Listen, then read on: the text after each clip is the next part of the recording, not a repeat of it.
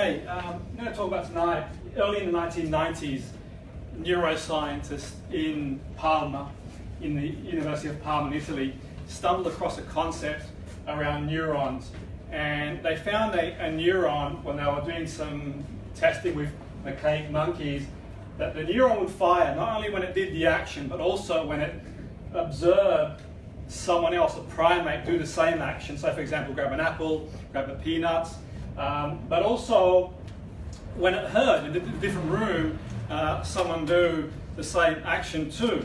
And that's pretty phenomenal stuff, as we're going to learn throughout the next few minutes, which is all I've got. I could sort of talk about this for obviously a considerable amount of time, but I'm not going to condense it in the small time I have.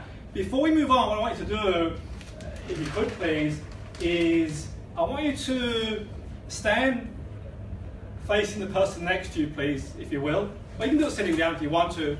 And I want you to, looking at the person next to you, if you will, we're going to do a little experiment. I want you to pull a face, go, woo!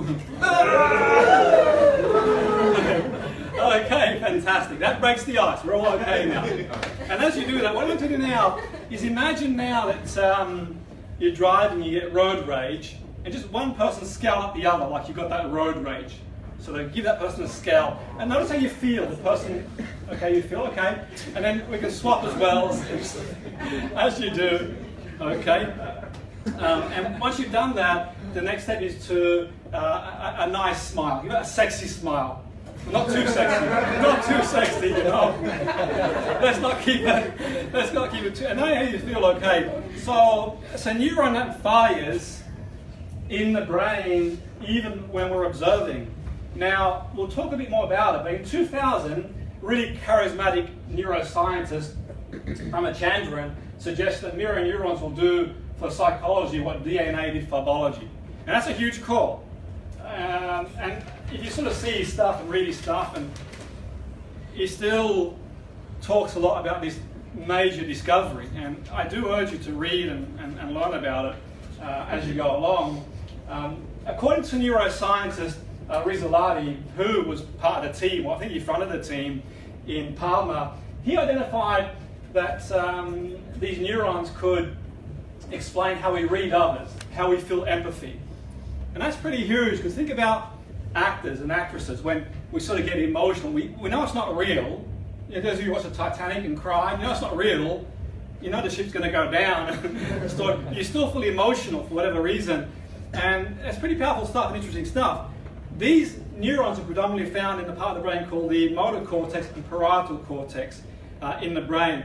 And it suggested that there's a bit of controversy around the evolution of them, but some people say we evolved at a certain point for survival to react quickly. So for example, if you sort of face perceived danger, you don't have generation upon generation to learn to act on that danger.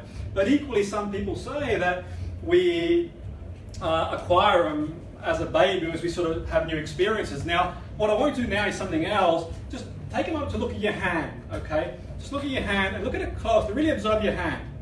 Okay, really observe your hand closely. And bear in mind that a baby, up until the age of about 4 months, spends about 40% of its waking life observing the hand and looking at these connections.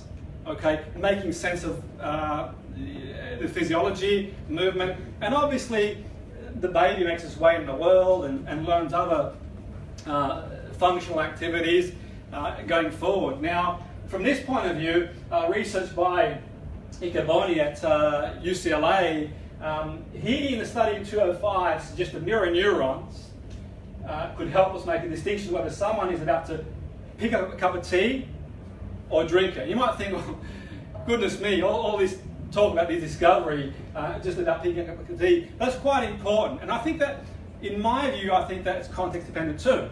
Because I know if I was sitting at a bar, if the waiter or waitress came along to pick up my coffee, I'd probably think they're going to clear it.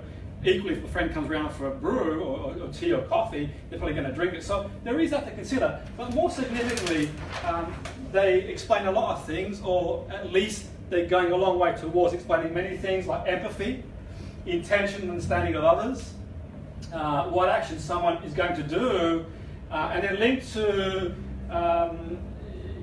many different theories. One theory, that was linked to was autism, and it was around the suggestion that what if these things go wrong? What if there's a problem with the mirror neuron? Albeit that's a lot of research is going into that, and it's not conclusive, and there's a lot of counter research in there. And in the time I've got, in the short time, we can't go into too much detail, but also the evolution of language. So they're quite instrumental. I think what's really important too, from my point of view, is that it's the theory of mind concept too. Okay, the model of the world, how we understand the model of other people's worlds around us. Now think for a moment, think about who's ever been in a situation where you watched a film and got really emotional, really felt it, okay? Equally, who's ever been in a situation where you watch sport and the World Cup's been on, who had to go at the referee and got angry or felt themselves kick a ball as well, and that's what we all had that. So you do that too, and we get excited. Who's ever seen someone, for example, going for a walk and fall over, or someone, you're on the tube or the train and someone's standing up and they're struggling and you give up their chair, you feel that empathy. Who's ever felt that before? So you can sort of see the rationale behind it. I think for me, there are some limitations and criticisms around the study. Some researchers will say there are a big discovery, but they've got their own point of view. Not to mention the animal model is not always easy to study, and ethically it's a lot more difficult to study human beings. But one sense is that the monkeys obviously have one, you can isolate one neuron in human beings. You can't generally do that, but there's a lot of technology these days that are opening up our mind around that area. I'm mindful now that the timekeeper, I'm running out of time, so there's my mirror neurons now working that point there. So it's a simple concept with huge implications. And just one more caveat, if you walk in the streets, I don't suggest you go and pull a face at someone, you probably get a mirror neuron like that. Thank you.